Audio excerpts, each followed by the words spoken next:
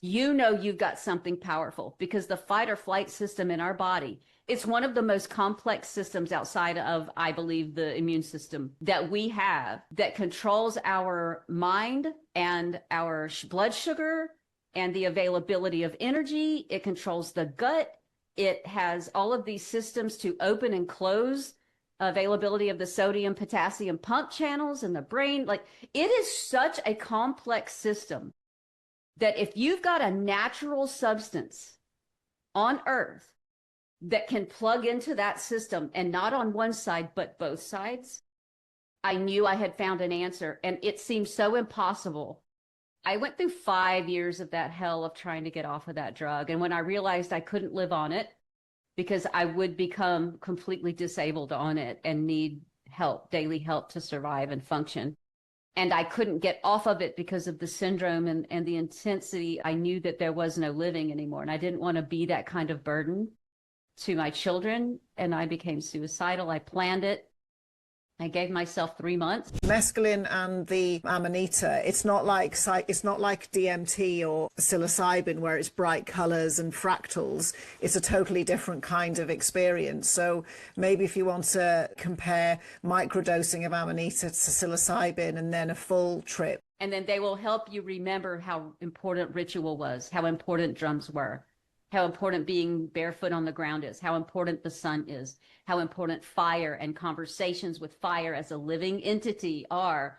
And it's so simple. The answers are simple, but we think they're not that powerful because the world is so loud. Hello and welcome. I'm Sarah.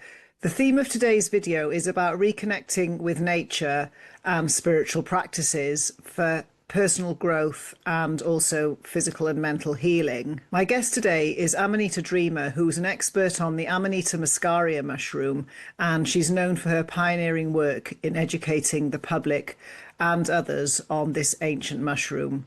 She's a former science teacher and now an author and keynote speaker. She blends scientific insight with lived experience to make complex neurochemical and spiritual concepts accessible. She's also an author and keynote speaker, and her work bridges the gap between science, spirit, and the human journey towards healing and wholeness.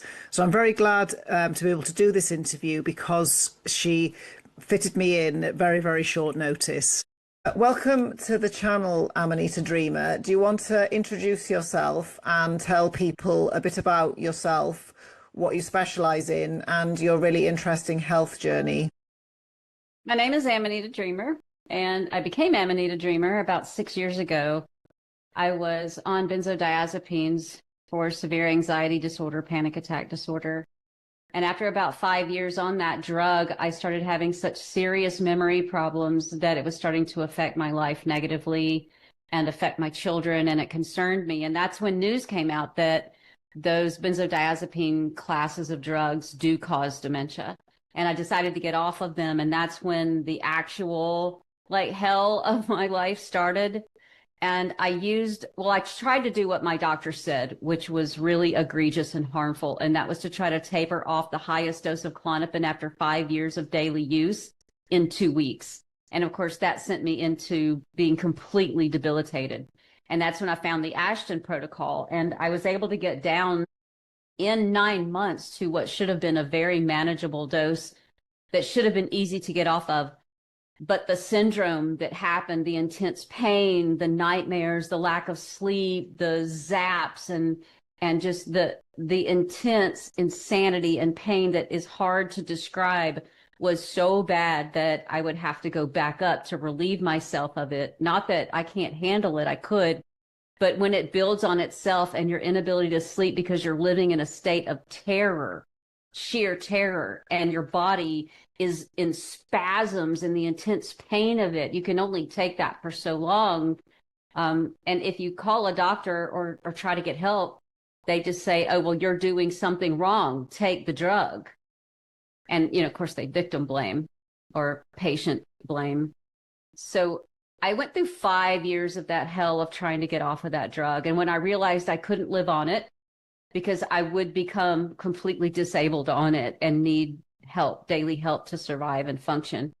And I couldn't get off of it because of the syndrome and the intensity of what it was going to do to my body to get off of it, I knew that there was no living anymore. And I didn't want to be that kind of burden to my children. I didn't want to live anymore like that. And I became suicidal. I planned it.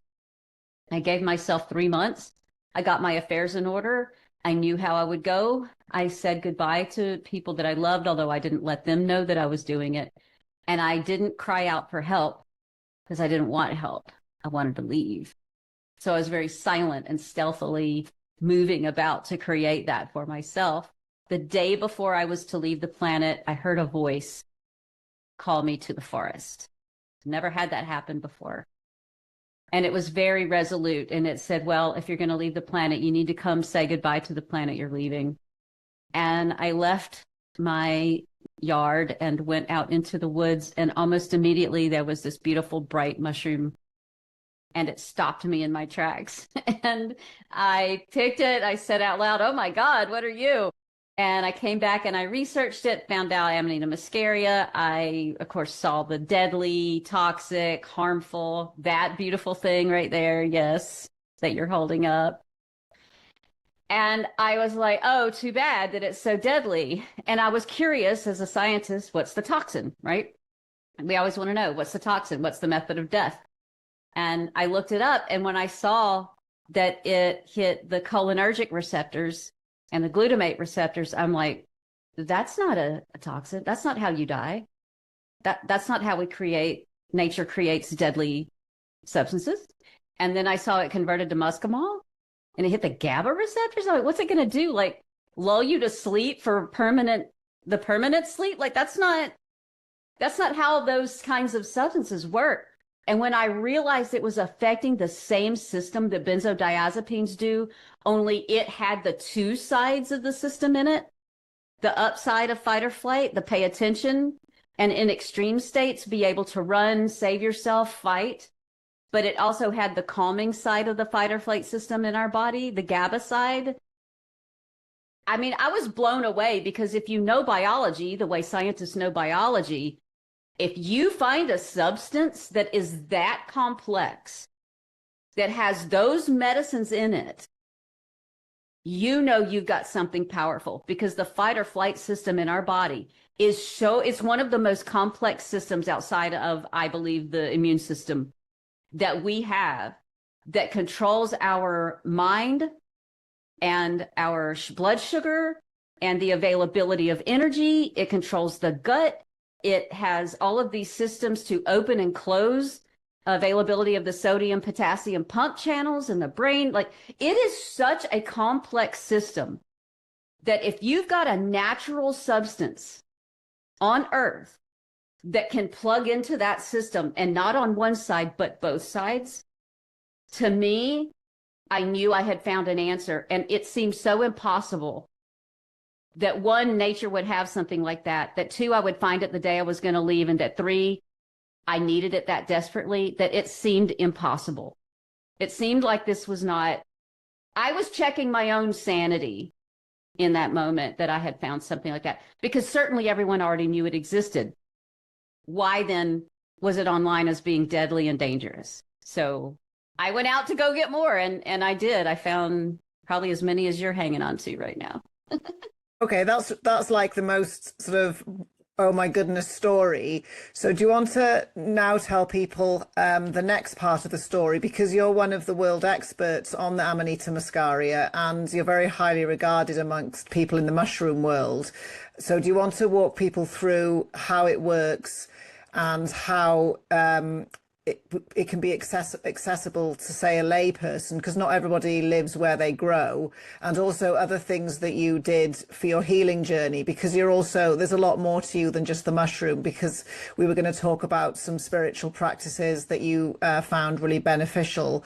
So I'll let you take the floor and talk people through what happened next. Oh, I had gathered and dried pounds of the mushroom, and I needed to know how to use it. And of course, the only thing online were trip bros, like on Shroomery and DMT Nexus. And it wasn't what I was trying to do with it. There was literally nothing. On YouTube, there were 6 videos of people in Eastern Bloc countries just eating it raw. but then the camera cuts and you don't see what happens to them after that. There were a couple of Facebook groups, but they were mostly talking about it as a magical thing. And when they did try to dip into the science, it was completely inaccurate and not at all how those substances work. So I knew I was on my own with it. And I said, well, if you're the one that asked me to come find you, then you're the one that's going to tell me how to use you. It was kind of an ultimatum and sort of mocking myself and the mushroom. So I laid some out on the counter and I said, well, if that's the case, then tell me what to do. And they were like, oh, about a cup of water, about 20 minutes, maybe 15 grams or so. You'll be good. Clear as day. That's what they said. And I'm like, I can't believe I'm talking to a mushroom. I've lost my mind. But that's what I did. And so I took a spoon of it and, of course, started pacing and sort of really nervous and scared that what if I was wrong? What if I don't trust the science? What if I just didn't read it correctly? And nothing happened. So I took a little bit more, nothing happened. I took a little bit more, nothing happened, and after about an hour, I was like, oh, I'm just going to take a bunch of it. So I just drank it out of the pan. And I had a really deep, intense trip experience. And I had never used trip agents before, though, I'd only been on benzos and alcohol like most people.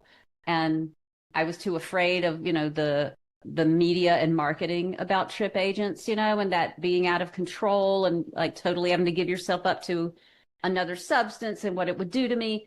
So this was my first time experiencing something like that. And it was brutal and it was eye-opening. It was terrifying. It was humbling. It was the most beautiful experience of my life. And I detail it in videos on my website. So I won't belabor the trip here. But when I woke up in the morning and I saw the sun coming through the window, it was the first time in 5 years I didn't wake up going, fuck. I woke up crying, going, oh my God, because I had no more anxiety, no more panic. I realized it was the first day of my life that I didn't experience anxiety. I didn't know I lived like that. And I tried to stand up and I was so overcome with emotion. I fell to the floor and I just cried deeply for the years of my life that I lived like that when the answer was so simple. But I also realized what this meant for my future, for my freedom. And I also knew in that moment I was going to have to tell the world. And I knew I was going to sound crazy.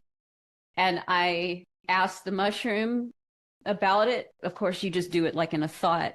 And they laid out the next 10 years of my life. And it was incredible to witness and see, but also very arrogant and narcissistic. So I dismissed it. And for 9 months, they would continue to tell me, are you going to make a video? You're going to make a video? How about today? How about now? Now would be a good time to get a tripod. They just kept talking to me. So yeah, I started the channel. They told me to name it Amanita Dreamer. I was like, oh, that's good. I get it. The double meaning, and they guided me every step of the way. I was new to an entity outside of myself guiding me. It looked too religion-y. So it kind of freaked me out that maybe I was just falling prey to some culty kind of behavior, although that was just between me and the mushroom. But also I couldn't deny what I experienced on that trip. So I would go on to learn, about psilocybin and using psilocybin and high dose psilocybin, pushing 9-10 gram trip experiences. I'm very comfortable today with having conversations with mushroom beings and that they are off planet, that consciousness is non-local.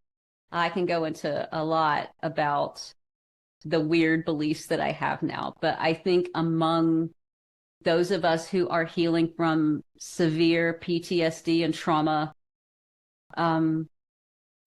sometimes you just get desperate enough that you're willing to do crazy shit to heal. And if you haven't lived in that kind of trauma, good for you. And if this sounds really weird, I'm happy that you don't need to go through the fear and the risk that some of us have to do to find peace.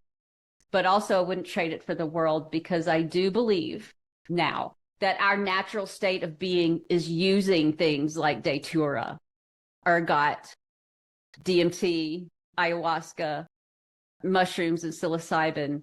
And we should be experiencing the magical and storytelling, drum rituals, and the mystical, and that it is as equally important to our mental health.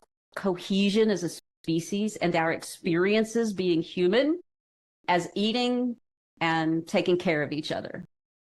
And I'm now very balanced in the way I approach being human with science and accuracy and education and mystical experiences. So I want to help other people find their way through this process and help them remember mushrooms aren't scary. Just do your education with it. But there's something very beautiful about handling that mushroom, making the tea, and smelling it cook. But if you're intimidated, I teach all of it. I have free videos because I want it to be free. I don't want you to need me. I don't want you to have to pay me. But if you have the money and you'd like to, I could use it. We all need the support. And after you use the mushroom, I think the most beautiful experience that I hear repeatedly is it normal for it to talk to me? Am I making that up? And I'm like, yeah, that's normal. Welcome to the world of the mystical and magical. There's just so much more going on Earth, you know? Oh no, that's really interesting because when they're in my area, they were really early this year, and I woke up one day and something said, "We're ready, we're out. You coming to pick us?" And I thought, well, this is really early, and so I went to my usual place, and there was absolutely loads of them. And when it comes to mystical experiences, there's so much we could talk about because people are very confined to this material world and the internet and technology. And we've been told that things like ETs or mystical experiences, remote viewing, telepathy, all of this is nonsense. But luckily, there's lots of science that's coming from the consciousness direction to actually explain it in terms of physics. But with mushrooms, the Amanita is the least well known. A lot of people have had miraculous healing journeys with psilocybin, and there's lots of research on psilocybin in the literature. So when it comes to the Amanita, do you want to walk through a bit about the ibotenic acid and the muscimol and why people shouldn't just pick them and eat them raw, and why you have to heat it a certain amount? So there's two actives in Amanita. When it's sitting in the ground, it's mostly, I would say 90% ibotenic acid. It is an excellent medicine. There's a lot of bad and misinformation on the internet. The ibotenic acid is the toxin or the poison. That's absolutely not true. It is a valuable medicine. Also, then, you can partially convert it into muscimol, which is about 10% naturally there when you pick it out of the ground. But we can just heat it with the tea, and that will cause a partial sort of midway conversion, which creates its second medicine. Then we can do a full conversion. That's a little more difficult. It's not as easy as just throwing it in water, but you can do a full conversion, and we can talk about that, and I have videos about it. And that's the one that hits those GABA receptors, which is the very down and calming side. So ibotenic acid, raw, fresh, out of the ground, the reason that people are afraid of it is the dosing. You can take a lot more of the muscimol and not have a negative side effect than you can ibotenic acid. It's much more dose dependent, and that range is smaller. And some people are more sensitive to it than others. Some people, a lot of people with ADHD that have that neurotype, can tolerate large amounts of it. And it's interesting then that I have been talking to people with ADHD after using it raw myself and seeing how it behaved a lot like some pharmaceuticals, but so much better, so much more broad. And it feels like you're sort of working with an external beingness and intelligence that helps you sort of get in these gamma flow states. So don't be afraid of ibotenic acid. Most people use it, and especially Russian and Eastern Russian-speaking countries. It's very normal to break off just like a thumbnail-sized piece in the morning, eat it, and go to work. This is a very common practice in those countries and has been for thousands of years. If you got it raw, eat a bite of it raw. But just remember, all mushrooms have chitin surrounding their cell walls. Our bodies can't break it down, so it can make you sick and give you an upset stomach. The same is true with the ones you get out of the store. If you eat enough of them raw in a salad or whatever, you'll wonder why you're getting a stomach ache. That's why. It's not because they're evil or scary or you ate something toxic. They just have chitin walls. And then heating them up breaks those walls, and then you can eat them. So if you eat Amanita in its raw state. It is a very enlightenment thing to do. I highly suggest everyone experience that. Take a bite of it. Keep moving. It will be a beautiful experience. But if you want to try to use it in the morning or when you're exhausted, you've been driving all day, working all day, but you've still got work to do, that kind of thing, it's really great in those times when you really are exhausted and you just need to push through. But we shouldn't be living that way all the time. And if you're in a constantly exhausted state and you're using this mushroom, you're overclocking your brain and you will pay for it. So there's that word of caution. But I love ibotenic acid and it fits a purpose. I'm just sensitive to it, but I know other people because I lead with my autism and my ADHD takes a backseat in my neurotype. But there are people who lead with their ADHD who can really eat incredible amounts of this stuff dried that I don't understand how they do it, but they function really well on it. So you just got to find your dose in it. And then when you make the tea and you get about 15 grams, about 240 mils of water, cook it for about 20 minutes, you've caused a partial conversion. And then you just find your dose again. That's where I tell everyone to start because it tends to help you sort of balance. And once you have that mushroom voice on board and you experience how it can balance you, that's sort of your jumping off point to see, no, I'm still freaked out, I'm still having anxiety. Then you're going to want to convert it more to the GABA side, to that calming side, the muscimol side. But if you're like, I didn't get much out of it, I took more and more and more, it didn't really help, I still feel the same, then probably you need to be more on the ibotenic acid side. So I tell everyone, start in the middle, make the tea. Start with a teaspoon and then see how you feel. If you're trying to microdose, I have a protocol that I suggest, but because people are afraid of mushrooms and they don't know the medicine, they try to cling really tightly to what I say. And the idea is to get you started so that you listen to your own internal voice. And if you will allow it to rise up, you'll hear that voice say, no, take more. Try more. Or you'll hear that voice say, not tonight. So try the protocol, but my goal is to get you listening to your own internal wisdom with it. Follow it all the way through if you want to. But the idea is to not need me and to open the door so that you walk through it and create your own relationship to the mushroom. But I ask everyone start with the tea, again, on my website, amanitadreamer.net. It's all free. The videos are free. And then if you want my help, you can hire me one-on-one, or you can join my Patreon, which I'm about to restart because my community got censored and shut down. So I'm going back to Patreon. So there's ways you can hang out with others of us and get my expertise and support me and my store and all that. But mostly I want people to find their own conversation with it, you know? Back to the nature side, a lot of animals eat the Amanita muscaria. I think reindeer do. And then the squirrels hang it up on the trees and then come back and eat it. So often watching nature can teach you things as well. And if ever I'm picking, dogs will run up to me and try and get their heads into my bag. And the owners are so embarrassed. But then the animals also know best sometimes. One thing I was going to bring up, which when I was in the States last, I did a big experiment on trying different mushroom gummies, and then I brought them back to the UK and tested what was in them.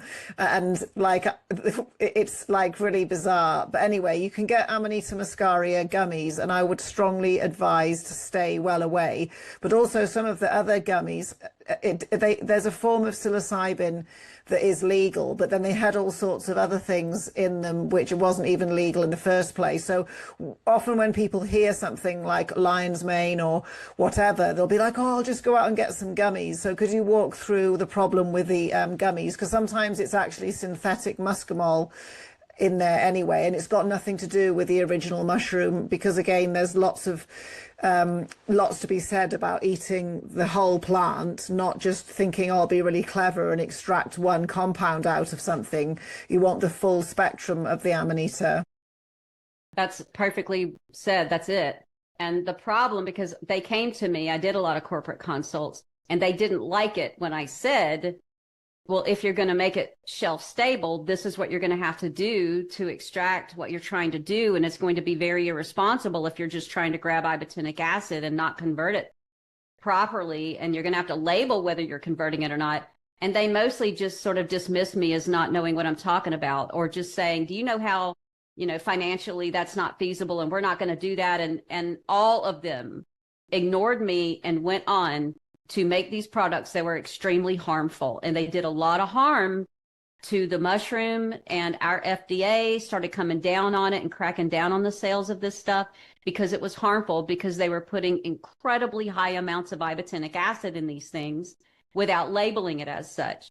And even the ones that said muscimol on there and not ibotenic acid, they were still not converting it, and it was ibotenic acid. And I went through a year where I would drive around to shops, and if I saw a new gummy, I got it, I tried it, and it was miserable and awful every time. And I made videos educating people about that and just said, basically, just stop buying that crap. Make the mushroom yourself or buy a tincture and then ask how they made it. And if they can't answer you, don't buy it. Because it's simple to make the tincture. It's a very simple mushroom. It's a very water-based mushroom. It has fat-based components in it. The actives are water-based. There are 8 actives in it that are water-based, that have something to do with how it's operating in its complexity between and balancing those two sides of the cholinergic glutamate side and the calming side of the GABA side of the brain and the entire body. And it's affecting its ability. There are other compounds that affect its ability to cross the blood-brain barrier and get into the brain. And then its ability to get into each individual cell is highly controlled. But it's also being converted in the body from ibotenic acid to muscimol. So even if you take on the raw mushroom and eat a bite of it raw, you're converting it not only in the brain, but you're also converting it systemically in the entire body, in the synapses between the nerve cells. That's where conversion is taking place. It's highly complex because those synapses are highly controlled. And then what's not being converted in the gut or in the nerves or in the brain is lastly being converted in the liver. So this is a highly complex mushroom, and I'm only speaking of ibotenic acid to muscimol, not the other 7 compounds that are active.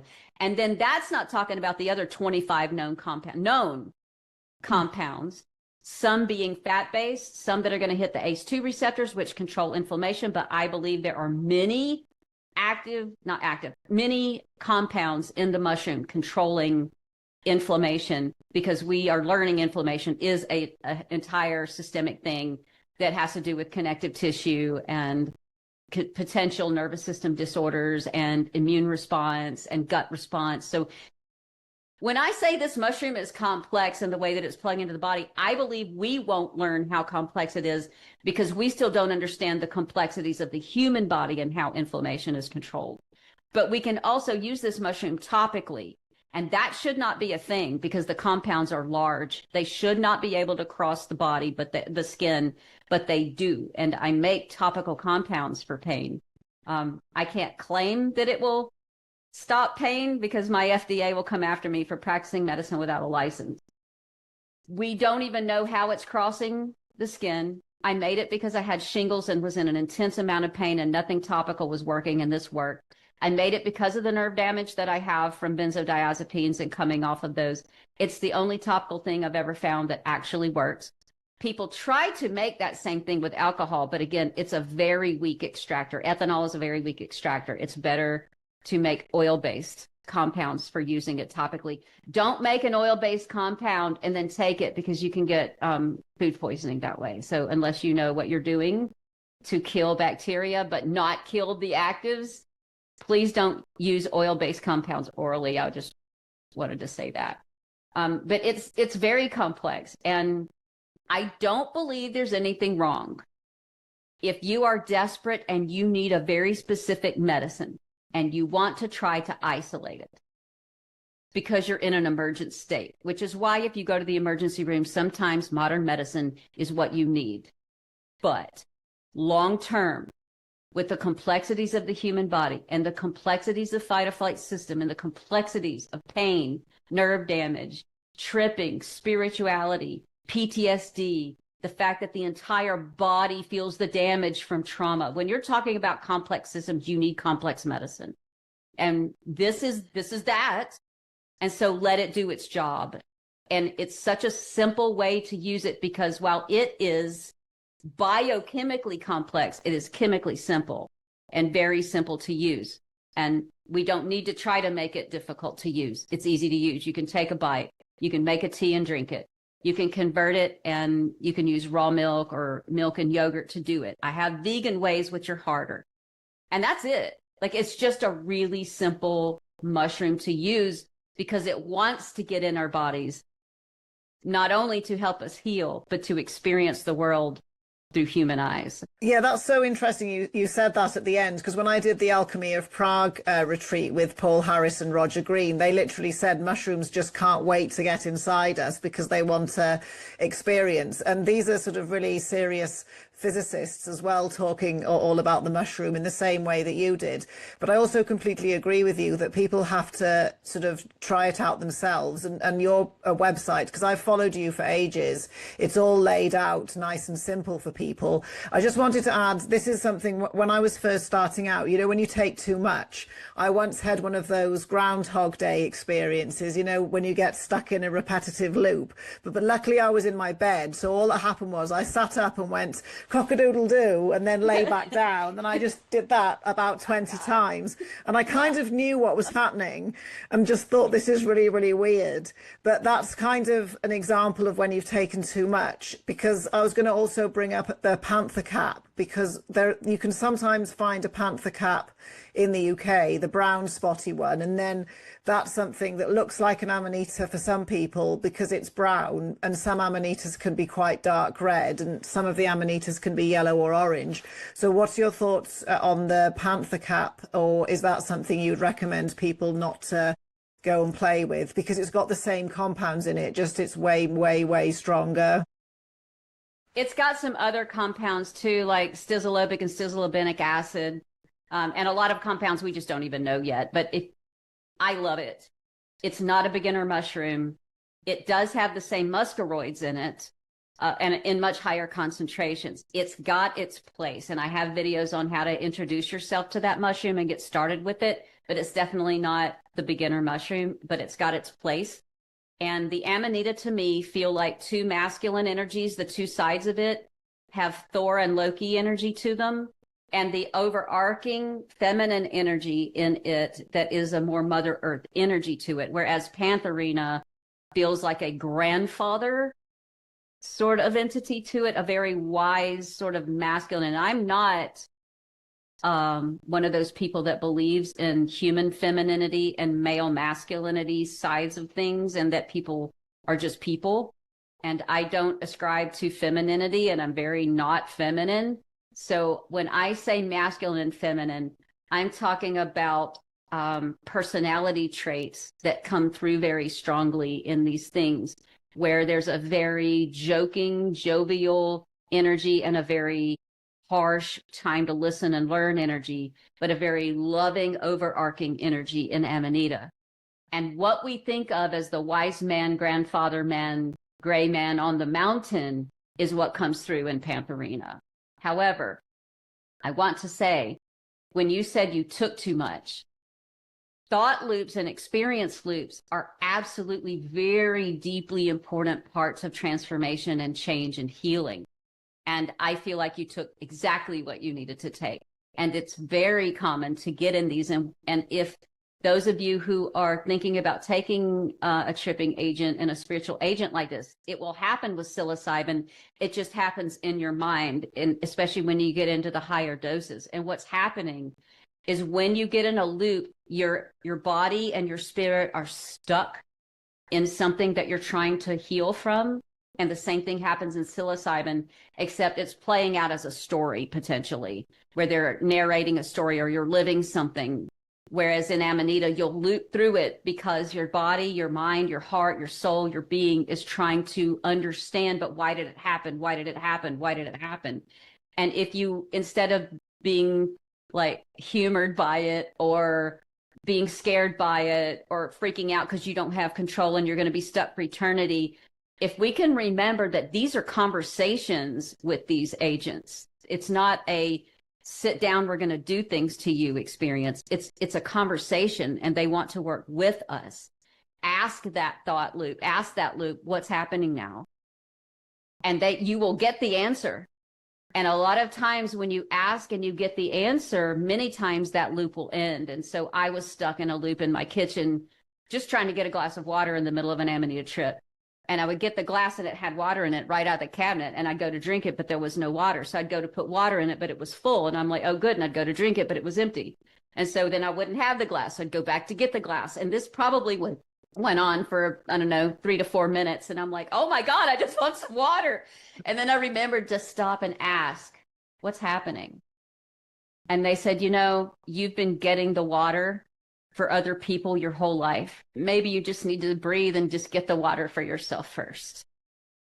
And in that moment, I just cried because I realized the weight of the world that I had been carrying since I was a young child. I'm a Gen Xer, so that's our thing. But they also then said, and while we're talking about water, let's talk about vessels and the sacredness of vessels. And then I got to get like this whole download about the sacredness of vessels. So no wonder I have like a mug obsession. I have so many mugs in my life. But they were like, no, it's important. Vessels are important. Vessels are sacred. And I was like, oh, this is cool. So now I'm like learning all about that kind of thing. But I just wanted to mention your loop experience that you had, because I love them. I welcome them because I want to heal, but also they're hilarious.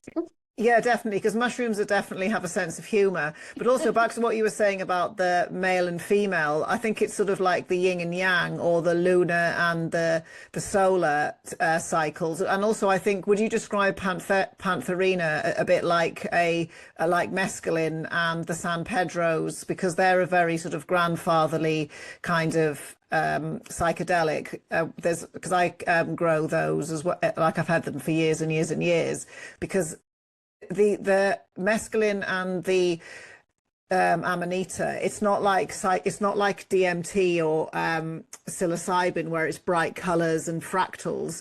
It's a totally different kind of experience. So maybe if you want to like compare microdosing of Amanita to psilocybin and then a full trip, because sometimes people expect to see something when you mentioned earlier it's not visual, but then you can have some really crazily fun dreams with Amanita. But I can't sleep.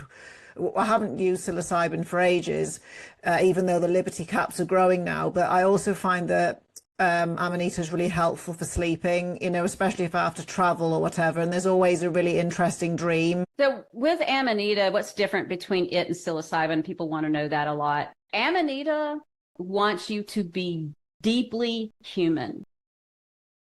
And the lesson that they teach is you're here for a reason. And it seems like everybody's just trying to leave. Like you're trying to take all these trip agents to get out of your body, but you're missing the point. You're here to be human. So why aren't you being human? And you're missing out on what it actually means to be human because you're scared and you're broken and disconnected from your body and the earth and earth-based practices. And not only that, they have been part of our rituals for thousands of years, and they miss us. And they want us back again. They want to play with us again, but also because they want us to come back to remembering what it means to be deeply human. The experience on Earth should be an ecstatic, incredible experience that moves way too fast. And we get to the end and go, yes, that was great. But right now we're kind of in a hellscape because of the shift and the change that's happening.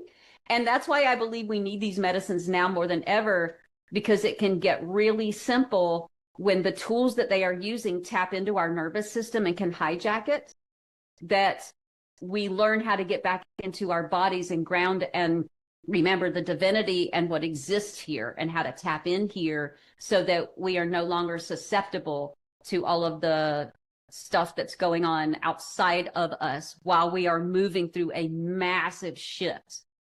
Psilocybin. We take psilocybin to leave our bodies, to go get perspective about why we're here. And that's why we see things. But if you can take doses higher, 4, 5, 6 grams, that part where you're coming up on the trip, which can be difficult or painful or energetically sort of squeezing, and it comes in rounds, you sort of bypass that when you get up around 5 or 6 grams, and you just sort of pop on into the trip pretty quickly. That part where people are calling ego death, is just leaving the body. And people say, oh, I can feel I'm leaving. It feels like I'm dying. That's the whole point. Like you want to go because you want to get out of your body and go get the knowledge that you're trying to find, because that's where the answers are. That's where the perspective is. And in the lower doses, people are experiencing that they're calling a full trip is just the pre-launch codes, the pre-launch sort of experience, which you need to understand the mystical. You need to be able to see the geometry of the universe around you. You need to see the colors and the truth of the things that you're looking at that exist here on Earth. But if you can allow that, quote, death, which just checking on out, go. Because once you get out of your body, you meet the entities, you let them do surgery on your body, you let them take away the trauma, and remember that it's a conversation, then they will answer your questions. And you can say, why are you doing that? What are you taking out of my body? What does this mean? I have questions. Because we are a consent-based universe, and they can't do anything without your consent. Taking it was consent to be there and to see and experience. But once you launch and you're out of your body and you're encountering entities, they have to get your consent to move forward. And when they are taking things out of your body, that was your taking it and giving consent for them to start doing that surgery and removing things from you. But you will find when you realize you can have a conversation, they'll be like, oh, yay, you get it. Cool, let's talk. And they'll ask for higher level things to be done to you for your own good, but they will always explain it and then ask for consent to do those things. And then all you've got to do is say, why are we here? What's the meaning of it all? What am I supposed to be doing? Why does this person keep doing this to me? Why does my life have this theme? I want to end it. Can I end it? Do I have control over it? They'll answer it all. You'll get every answer you never wanted to know. And then you can come back and balance that with what the Amanita said, which is, okay, now that you get the bigger picture, what are you going to do about it? You're going to get human. That's what you're going to do about it, because you'll remember why you're here when you're there. And then when you get back here and you want to be more human, you'll get angry at what you've missed, what the world has done to you, what society has taken, and what the news and the goings on are stealing from you, and what religion has taken, and what the patriarchy has done, and how it has harmed literally everyone on the planet. And you'll be like, then how do I fix it? And how do I get back in here and be human? And that's where you go to Amanita, and they're like, we got you. And then they will help you remember how important ritual was, how important drums were, how important being barefoot on the ground is, how important the sun is, how important fire and conversations with fire as a living entity are. And it's so simple. The answers are simple, but we think they're not that powerful because the world is so loud. And Amanita will push you to remember those things. I want to thank my sponsor, Lightwater Scientific, who helped me deliver free valuable information to you and also allow me to have great guests on this channel. Lightwater Scientific produce the purest and most deuterium-depleted water in the world. Depleting or lowering your deuterium has numerous health benefits, from better metabolic health, more energy, greater resilience, less brain fog, increased physical performance, enhanced healing, and healthier mitochondria. Deuterium is an isotope of hydrogen, also known as heavy water, because it's bigger and heavier than regular hydrogen. Even though deuterium makes up only 0.02% of hydrogen, it's found everywhere. Deuterium is a burden to your body because it interferes with the intricate chemical reactions that occur by slowing them down. Deuterium is kryptonite to your mitochondria, and we need healthy mitochondria to produce energy. There's over 60 years of scientific research on the negative effects of too much deuterium on health, and also the positive benefits of lowering deuterium in the body. Lightwater deuterium-depleted water is 100% safe and non-toxic. In fact, it's the closest in structure to the metabolic water that your mitochondria produce. Lightwater deuterium-depleted water comes in 5 or 10 parts per million glass or plastic bottles, so level up your health by leveling down your deuterium today. The purchase link is in the show notes, and use code Dr. Sara for a discount off your order. Yeah, that was brilliant. You couldn't have put it any better. I think a lot of the times I've learned as I've got older, the more bizarre something sounds, the more likely it is to work. Because I just came back from a conference with Dan Winter. Some people would know about him and other people don't. And you would have been perfectly welcome and at home there. Because what you were doing, talking about entities and your view of the cosmos, what happens as you get older is you realize you get like a gnosis and you just find out stuff for yourself. And it's never going to match exactly somebody else's. Like I don't talk about my kind of views on, the internet. It's something, if people can be bothered to meet me in person or come to a conference and it's like-minded people, some of the stuff that gets talked about is just mind-blowing, but it's also really comforting to meet other people, I always say, who are just as weird as me. But then these are all really happy people like yourself who really found your purpose. Because I think there are so many different ways to find a purpose, and loads of people I work with, they're so unhappy because they don't have a purpose, and you can't just get a piece of paper and try and left brain your way through having a purpose. These kind of experiences you're describing, and just being totally open to things, a consciousness is greater than our own outside space-time, it can be totally mind-opening for people. I wanted to circle back in now to the Norse and the drumming, because you brought up, I really love the way you said how mushrooms miss us being part of their ceremonies and also connecting with nature. Do you want to talk a bit about, I think we chatted briefly about Norse, you mentioned Loki and Thor, and also about drumming, because there's also shamanic drumming people have heard of, but then I'd say the Amanita is a very, very, very powerful kind of European Western medicine. People focus a lot on Ayurveda and Eastern medicines, but we live here on this side of the world. So do you want, and also a lot of people that listen to this channel are in Norway and Sweden and sort of the Nordic countries. So one of the first things that Amanita showed me, and also as a person that loves learning, one of my special interests has been cultural anthropology for like the last 30 years, and learning about ancient drumming rituals and practices and those happening around the solstices and the equinoxes and how important they were for a community. And if you study those things, you know that they did have trip agents. And when they came together, it would be a weekend long experience. And it was in a stew, a tea, a drink, in a cauldron over the fire, a big fire. And everyone came and drank from it and went into the drumming and into these trance states and would move in and out of that all weekend long. I say weekend, but 3 day to 4 day experience. And what we know about those things is these were culturally all over the world. They didn't have to travel to learn it. This was a spontaneous experience that every culture has all around the world. And they all have their different trip agents. The Amanita showed me these experiences happening in northern latitudes because they showed up in Siberia first. We know that by genetics and looking at their DNA and how they have moved around the planet. And they are in Central and South America, but that was later. And so they did start out in Nordic areas and work their way down through Europe and then over, we think, the Bering Strait into North America and then down through Central America. And because of that, the oldest rituals with this mushroom are Nordic rituals. And my genetics are Nordic. So I work in the Nordic Viking pantheon with Loki and Thor. So I refer to Loki and Thor, but other people may have their own experiences and belief systems within it. And when they showed me that, I knew I needed to experience it. I have always felt like something ritualistically was missing. And we do know drums are the very first instruments that humans have created, or even pre-humans had created. The first instrument we hear is the heartbeat.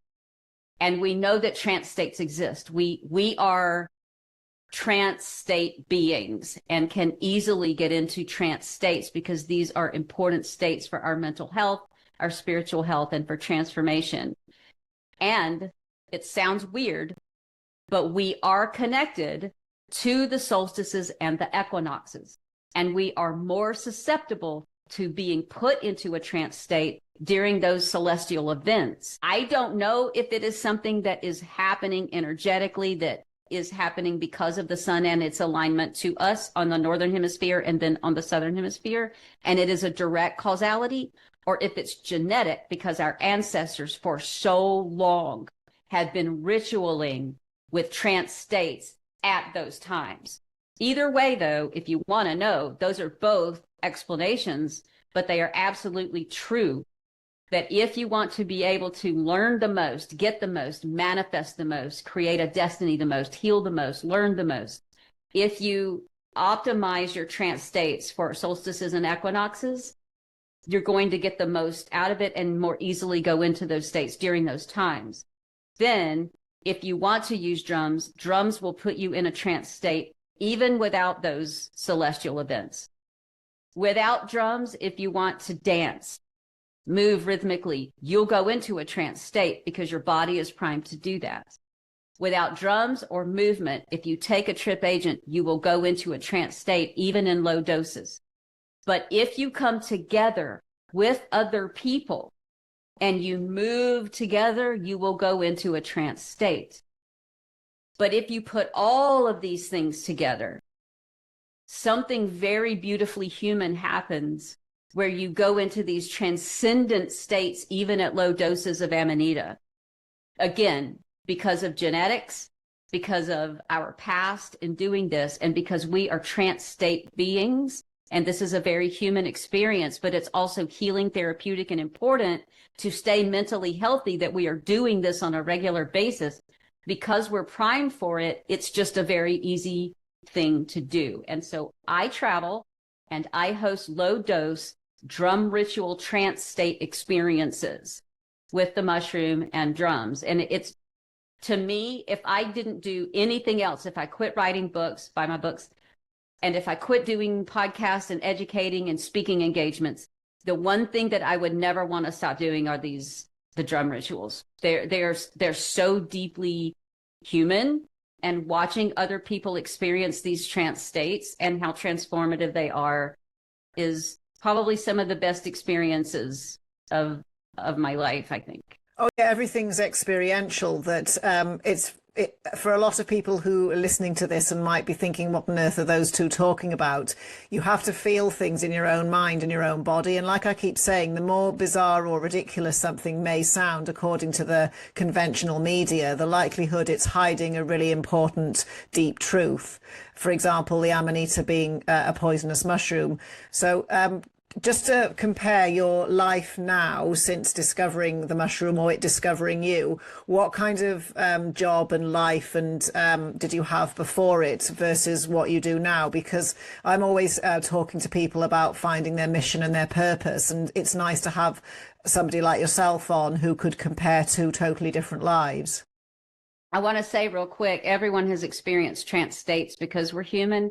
When you drive a long distance, you'll drop into a highway hypnosis. That's a trance state.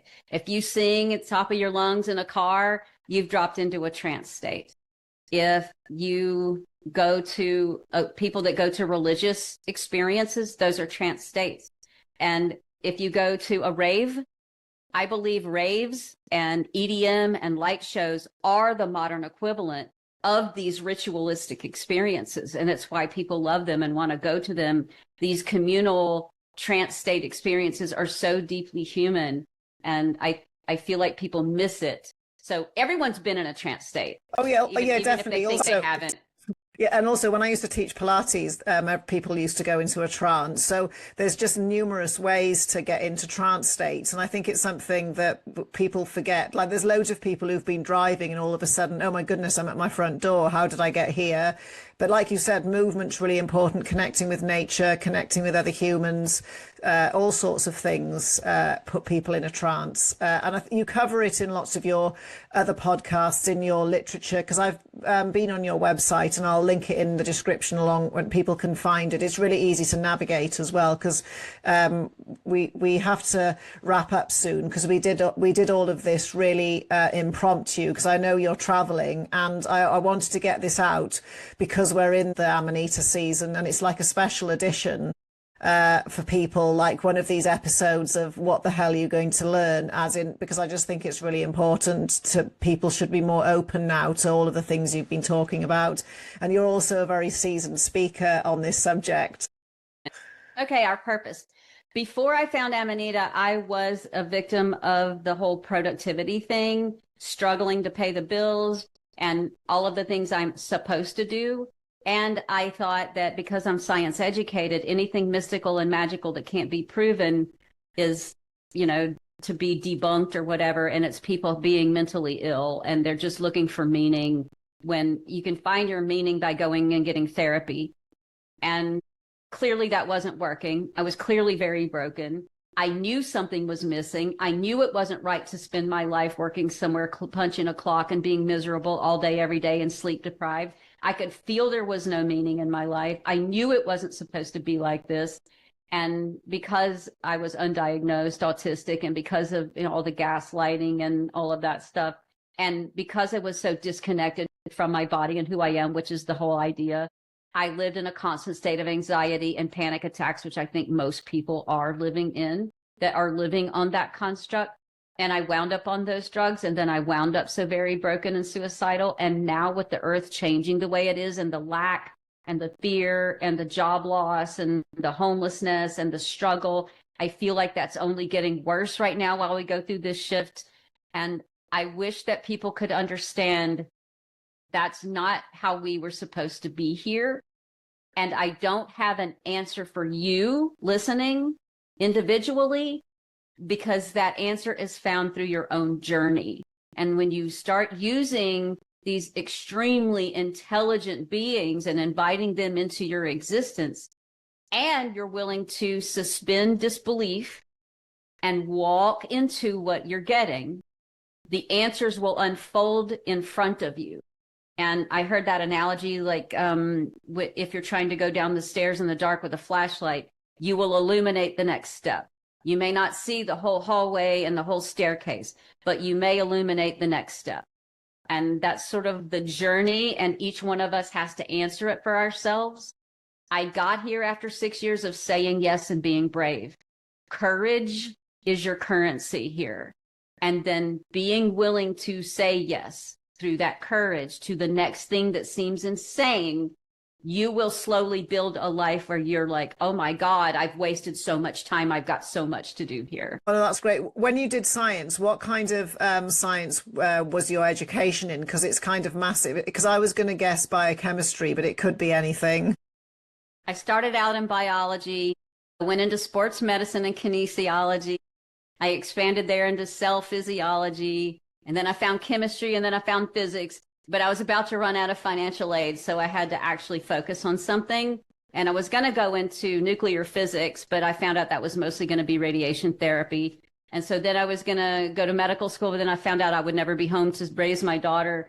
So I settled on teaching, but then I got into the public school system in America, which was its own sort of hell story. And I only survived about 8 years in that before I checked out of that. Yeah, my brother and his wife are school teachers, but there's a big shout out to everybody who is a school teacher. It must be it's a really hard job, and I really respect them all, and they're a really important part of the next generation. It's the most beautiful job I ever had, that if they would let me do my job and teach and love those children, it would have been the best job of my life. If I could actually do my job. Awesome. Anyway, thank you very much for doing this at such short notice and delivering a really, really good podcast. If people want to reach out for you, you've given them plenty of like hooks and things, but just one more time, it's Amanita Dreamer, and you're on a lot of social media. I found you on TikTok. Do you want to just let people know where they can find you, what you offer, and what you how you do your one-to-ones? Because I think, don't you do quite short consultations for people at a very fair rate? Because I'm all for everybody has to earn a living. People need to be rewarded for sharing. So it if you want something, it doesn't, there's free stuff, but then you've devoted like a huge part of your life to all of this research. So people should compensate you for that. If you go to amanitadreamer.net, that's the consumption site. So you can consume all the free stuff that you need there. but you can also hire me for things. And then my jumping off points are also there. If you want to book me for something, to an engagement, speaking, a book signing, or to do a ritual, it's amanitadreamer.com. That's the business site. Okay, brilliant. I'll put both of those in the description. So thank you very much for coming on. I'm really excited to get this out. This was fun. Oh, I yeah, finally get to definitely. meet you. We've talked a lot for several years, so it's nice to finally say hi. Yeah, I know. And there's always, when you get to meet somebody, there's always things that you find out about them. Because I didn't know you had ADHD and autism. So, you know, it's something, I think that could be a whole other gigantic subject. Because I'm about to go to Atlanta to see my goddaughter because it's her 18th. And I refer to her as a non-verbal, but she's very autistic. So that's a whole other podcast to talk all about that, because I think it's another very misunderstood topic. But anyway, thank you very much. Thank you. Bye. Thank you very much for watching. I hope you found this useful and informative. If you're brand new to quantum health and connecting with nature, then check out my quantum starter kit. It's only $19. I also have a Substack where I go into some of the content that we talked about today, but also in more detail. And there's lots more posts coming. So that's on Substack. And also, if you want to work with me, then I have a coaching group and we meet once a week on Zoom. And I also have an active forum in Facebook. So thank you very much and see you again soon.